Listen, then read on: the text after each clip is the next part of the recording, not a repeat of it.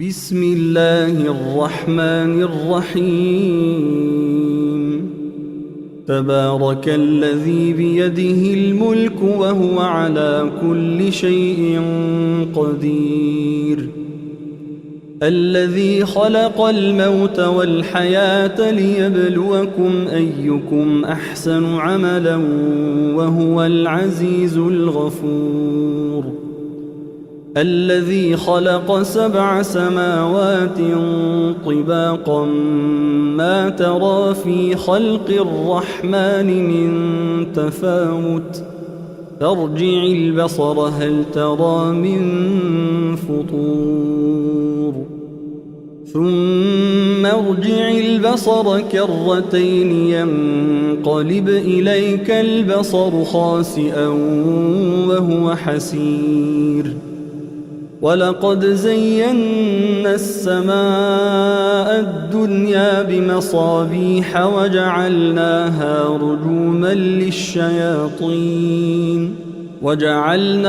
رجوما للشياطين وأعتدنا لهم عذاب السعير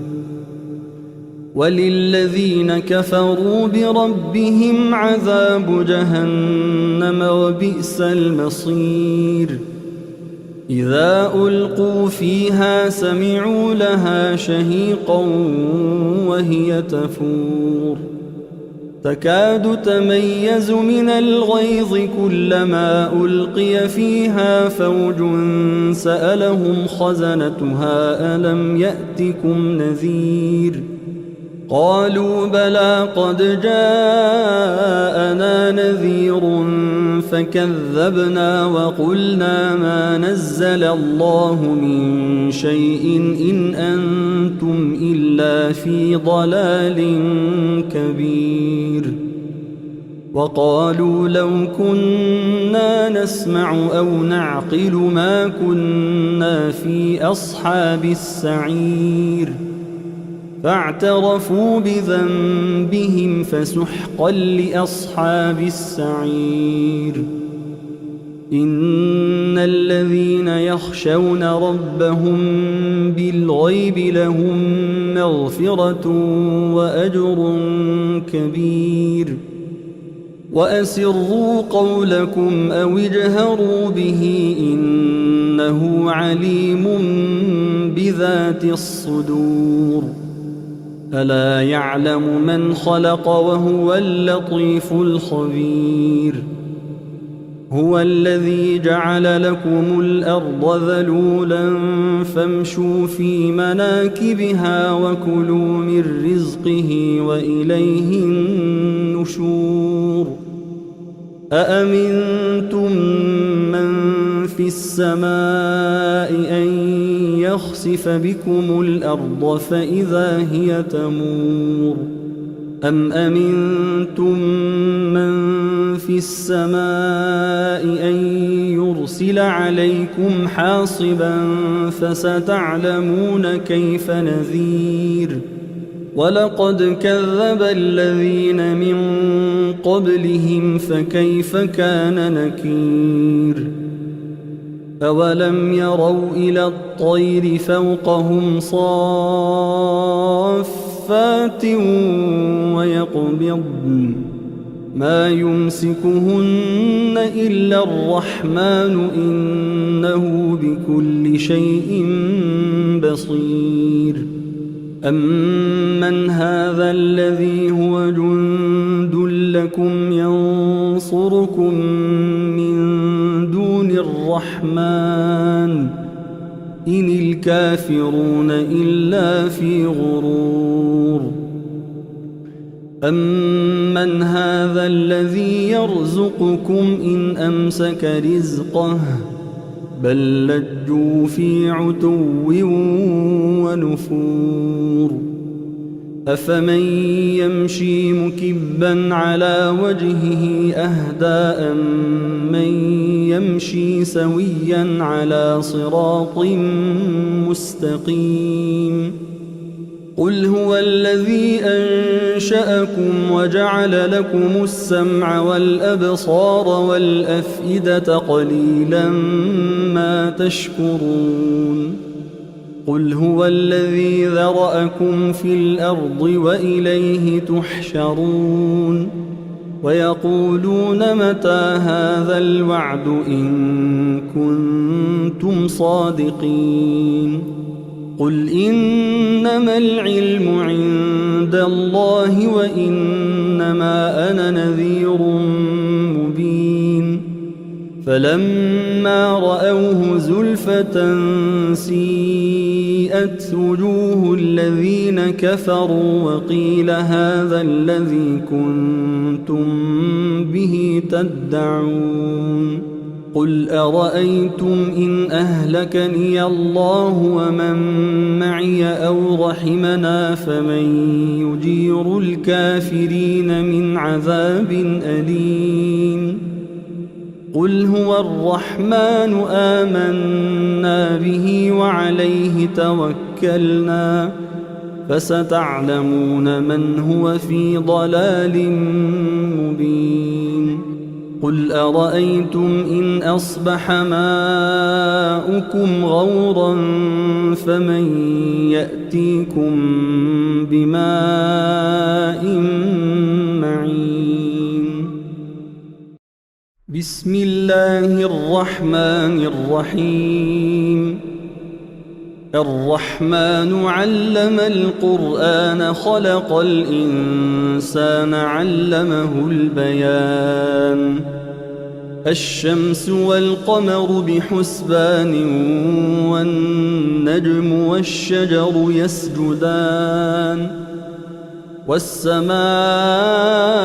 رفعها ووضع الميزان ألا تطغوا في الميزان وأقيموا الوزن بالقسط ولا تخسروا الميزان والأرض وضعها للأنام فيها فاكهة والنخل ذات الأكمام والحب ذو العصف والريحان فبأي آلاء ربكما تكذبان خلق الإنسان من صلصال كالفخار وخلق الجان من مارج من نار فبأي آلاء ربكما تكذبان رب المشرقين ورب المغربين فبأي آلاء ربكما تكذبان مرج البحرين يلتقيان بينهما برزخ لا يبغيان فبأي آلاء ربكما تكذبان يخرج منهما اللؤلؤ والمرجان فبأي آلاء ربكما تكذبان وله الجوار المنشآت في البحر كالأعلام فبأي آلاء ربكما تكذبان كل من عليها فان ويبقى وجه ربك ذو الجلال والإكرام فبأي آلاء ربكما تكذبان يسأله من في السماوات والأرض كل يوم هو في شأن فبأي آلاء ربكما تكذبان سنفرغ لكم أيها الثقلان فبأي آلاء ربكما تكذبان يا معشر الجن والإنس إن استطعتم أن تنفذوا من أقطار السماوات والأرض فانفذوا لا تنفذون إلا بسلطان فبأي آلاء ربكما تكذبان يرسل عليكما شواظ من نار ونحاس فلا تنتصران فبأي آلاء ربكما تكذبان فإذا انشقت السماء فكانت وردة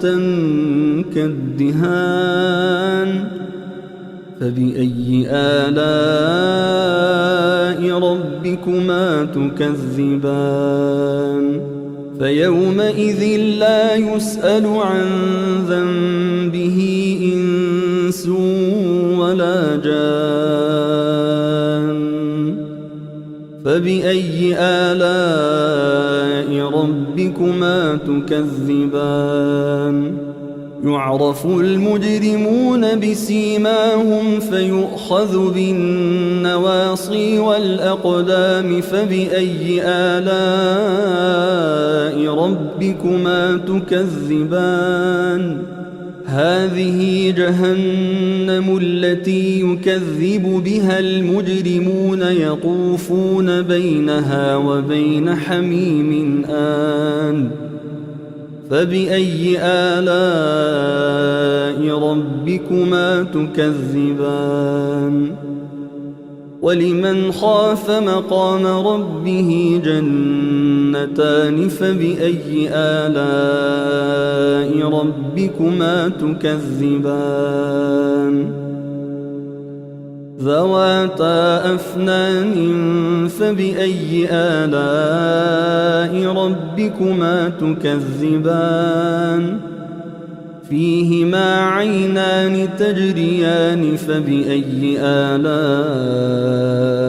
ربكما تكذبان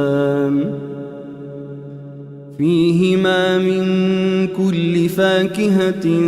زوجان فبأي آلاء ربكما تكذبان متكئين على فرش بطائنها من استبرق وجنى الجنتين دان فبأي آلاء ربكما تكذبان فيهن قاصرات الطرف لم يطمثهن إنس قبلهم ولا جان فبأي آلاء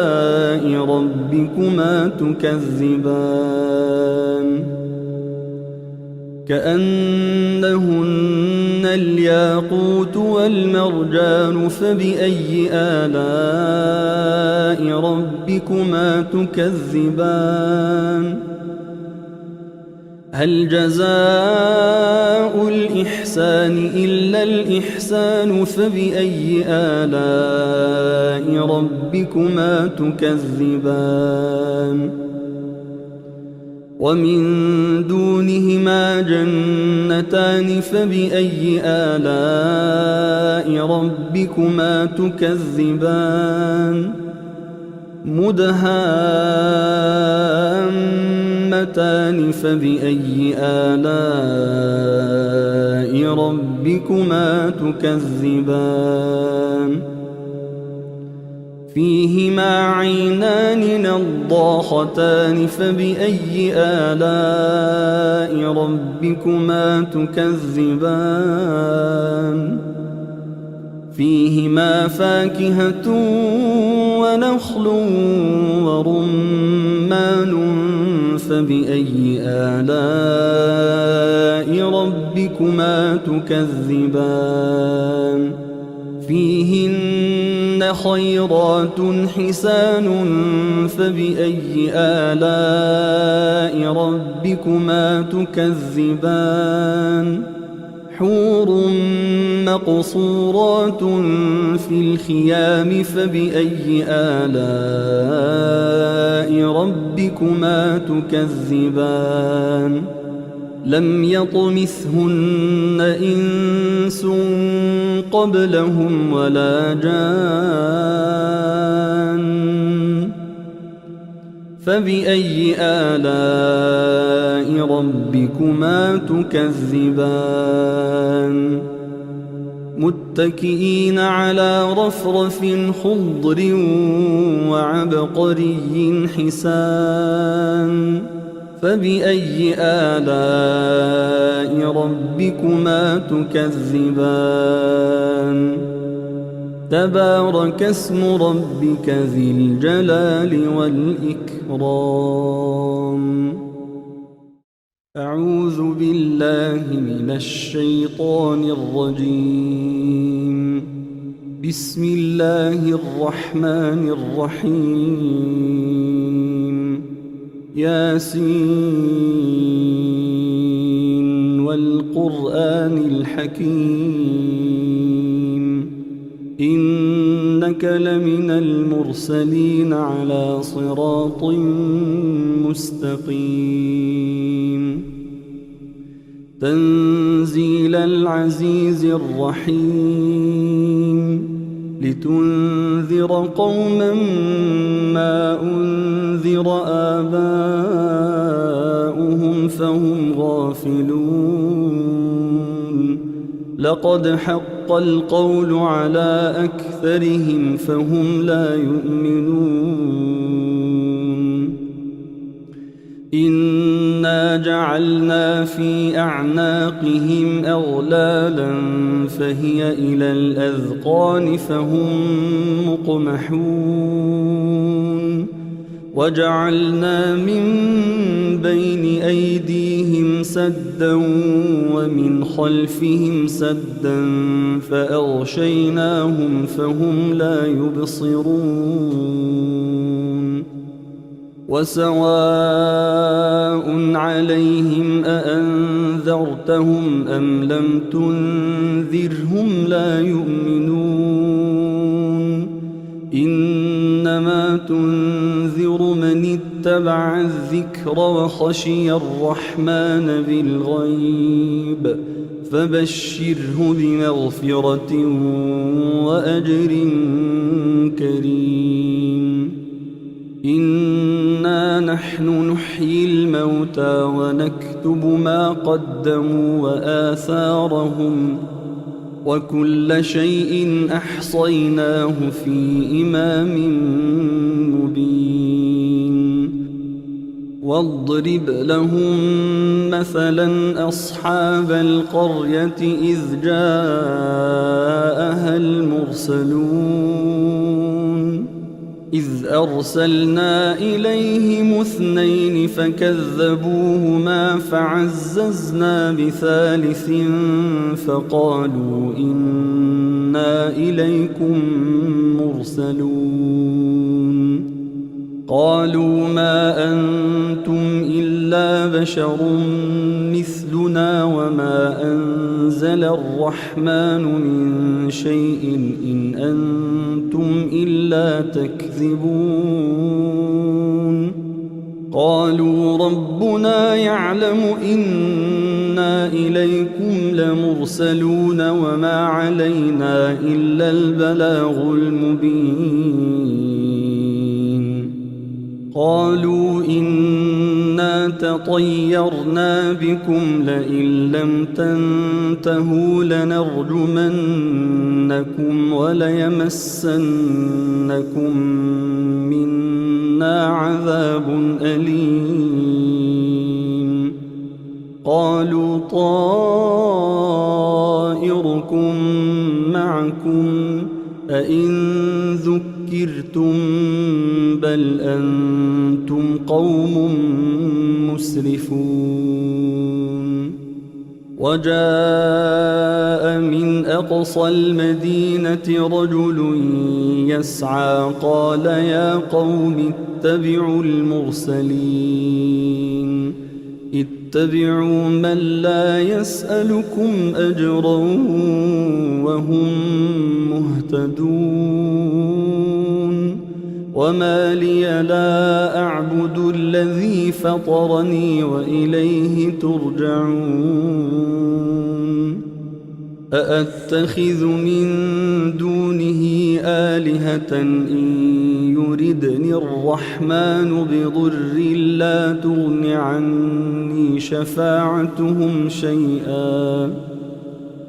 لا تغن عني شفاعتهم شيئا ولا ينقذون إني إذا لفي ضلال مبين إني آمنت بربكم فاسمعون قيل ادخل الجنة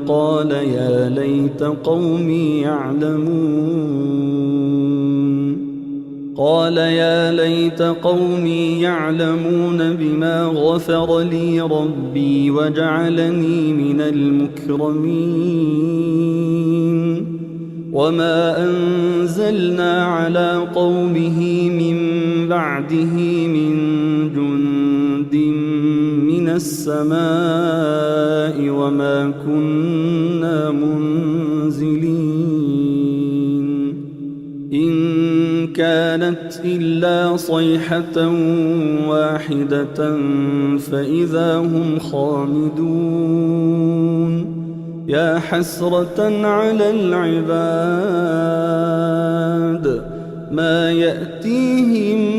من رسول إلا كانوا به يستهزئون ألم يروا كم أهلكنا قبلهم من القرون أنهم إليهم لا يرجعون وإن كل لما جميع لدينا محضرون وآية لهم الأرض الميتة أحييناها وأخرجنا منها حبا فمنه يأكلون وجعلنا فيها جنات من نخيل وأعناب وفجرنا فيها من العيون ليأكلوا من ثمره وما عملته أيديهم أفلا يشكرون سبحان الذي خلق الأزواج كلها مما تنبت الأرض ومن أنفسهم ومما لا يعلمون وآية لهم الليل نسلخ منه النهار فإذا هم مظلمون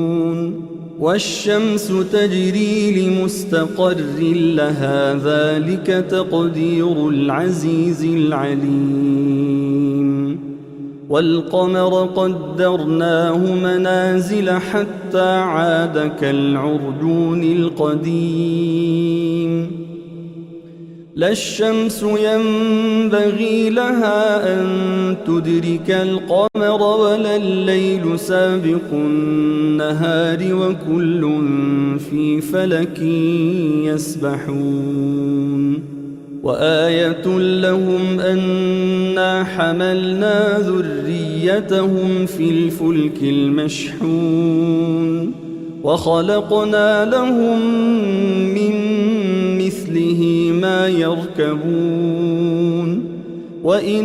نشأ نغرقهم فلا صريخ لهم ولا هم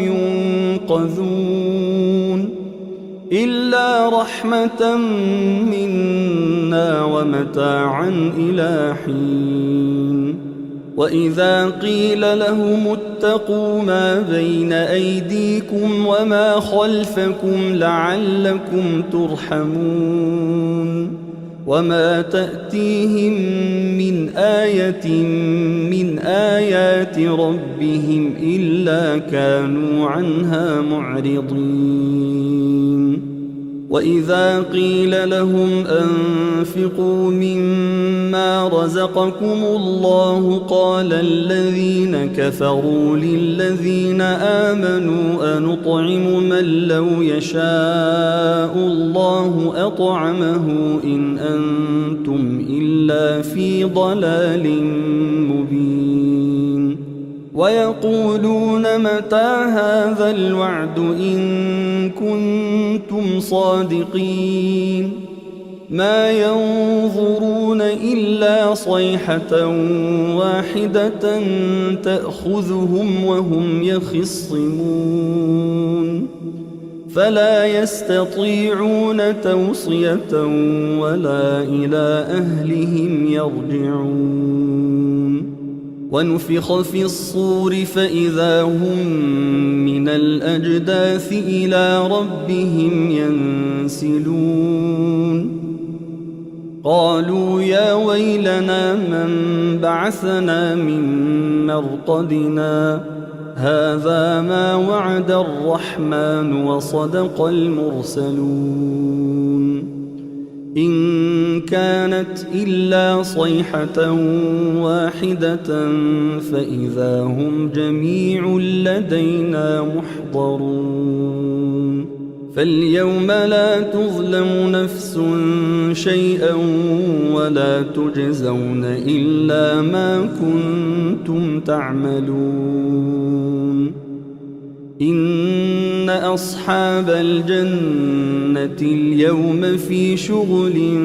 فاكهون هم وأزواجهم في ظلال على الأرائك متكئون لهم فيها فاكهة ولهم ما يدعون سلام قولا من رب رحيم. وامتازوا اليوم أيها المجرمون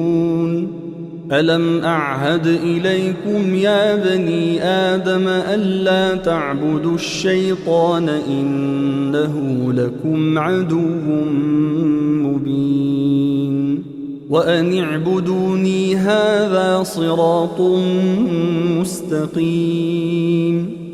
ولقد أضل منكم جبلا كثيرا أفلم تكونوا تعقلون.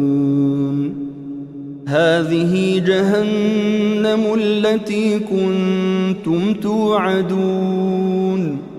اصلوها اليوم بما كنتم تكفرون. اليوم نختم على أفواههم وتكلمنا أيديهم وتشهد أرجلهم بما كانوا يكسبون. ولو نشاء لطمسنا على أعينهم فاستبقوا الصراط فأنى يبصرون. ولو نشاء لمسخناهم على مكانتهم فما استطاعوا مضيا ولا يرجعون. ومن نعمره ننكسه في الخلق أفلا يعقلون. وما علمناه الشعر وما ينبغي له إن هو إلا ذكر وقرآن مبين لينذر من كان حيا ويحق القول على الكافرين. أولم يروا أنا خلقنا لهم مما عملت أيدينا أنعاما فهم لها مالكون وذللناها لهم فمنها ركوبهم ومنها يأكلون ولهم فيها منافع ومشارب أفلا يشكرون. واتخذوا من دون الله آلهة لعلهم ينصرون لا يستطيعون نصرهم وهم لهم جند محضرون فلا يحزنك قولهم إنا نعلم ما يسرون وما يعلنون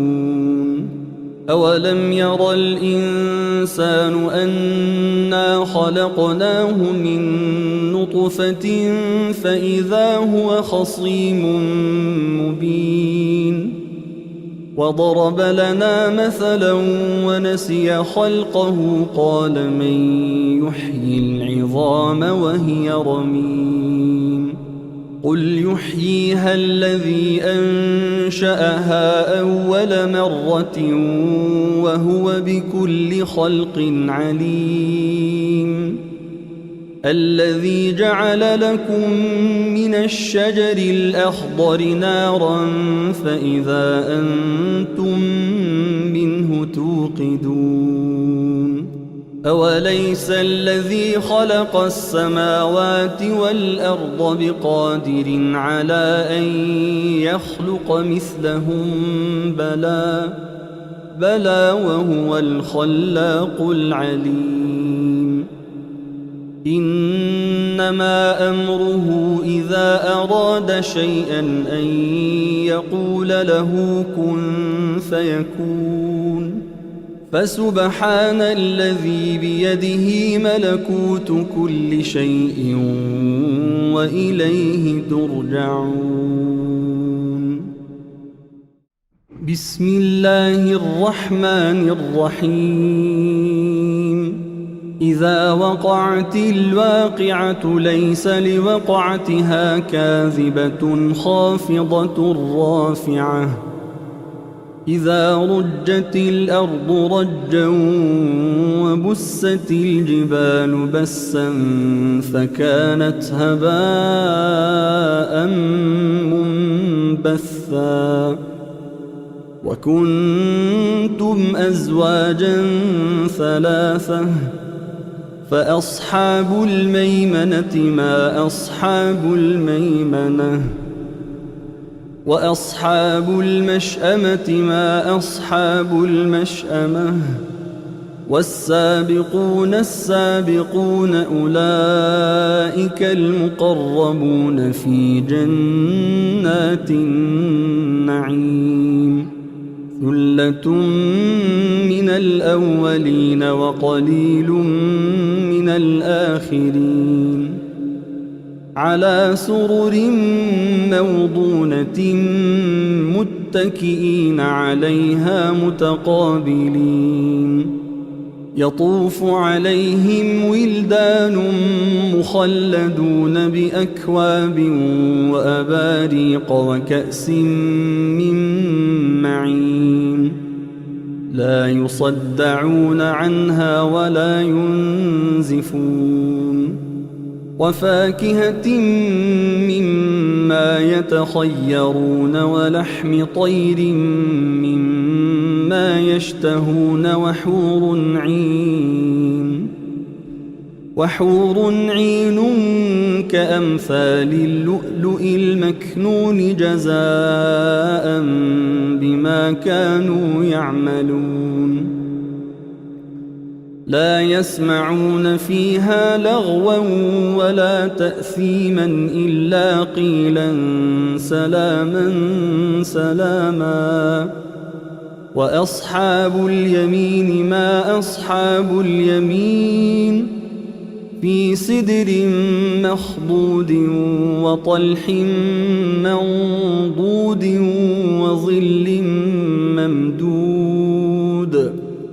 وظل ممدود وماء مسكوب وفاكهة كثيرة لا مقطوعة ولا ممنوعة وفرش مرفوعة إنا أنشأناهن إنشاء فجعلناهن أبكارا عربا أترابا لأصحاب اليمين ثلة من الأولين وثلة من الآخرين وأصحاب الشمال ما أصحاب الشمال في سموم وحميم وظل من يحموم لا بارد ولا كريم إنهم كانوا قبل ذلك مترفين وكانوا يصرون على الحنث العظيم وكانوا يقولون أئذا متنا وكنا ترابا وعظاما أئنا لمبعوثون أو آباؤنا الأولون قل إن الأولين والآخرين لمجموعون إلى ميقات يوم معلوم ثم إنكم أيها الضالون المكذبون لآكلون من شجر من زقوم فمالئون منها البطون فشاربون عليه من الحميم فشاربون شرب الهيم هذا نزلهم يوم الدين نحن خلقناكم فلولا تصدقون أفرأيتم ما تمنون أأنتم تخلقونه أم نحن الخالقون نحن قدرنا بينكم الموت وما نحن بمسبوقين على أن نبدل أمثالكم وننشئكم فيما لا تعلمون ولقد علمتم النشأة الأولى فلولا تذكرون أفرأيتم ما تحرثون أأنتم تزرعونه أم نحن الزارعون لو نشاء لجعلناه حطاما فظلتم تفكهون إنا لمغرمون بل نحن محرومون أفرأيتم الماء الذي تشربون أأنتم أنزلتموه من المزن أم نحن المنزلون لو نشاء جعلناه أجاجا فلولا تشكرون أفرأيتم النار التي تورون أأنتم أنشأتم شجرتها أم نحن المنشئون نحن جعلناها تذكرة ومتاعا للمقوين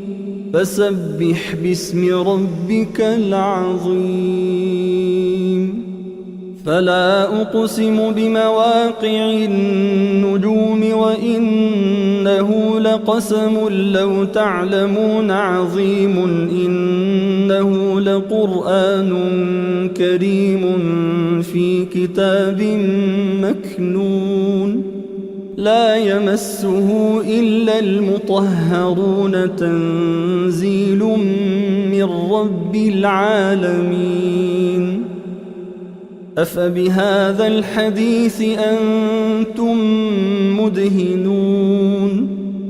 وتجعلون رزقكم أنكم تكذبون